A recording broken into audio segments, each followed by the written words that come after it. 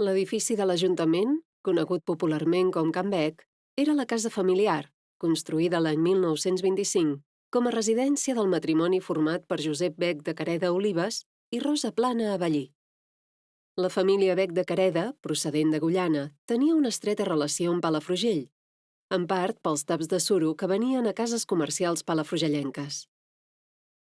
En aquest gran casal noucentista hi destaquen elements de decoració d'inspiració clàssica com columnes, capitells, garlandes o balustres.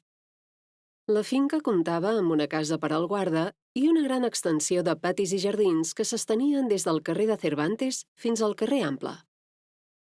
El 1963, l'Ajuntament, amb l'objectiu de descongestionar el centre de la vila, molt saturat, va adquirir la finca per traslladar-hi les oficines municipals l'any següent.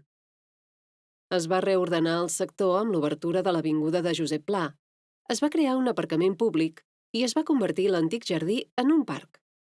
En la mateixa finca es va construir l'actual edifici de Telefònica i la Casa de Cultura Josep Pla.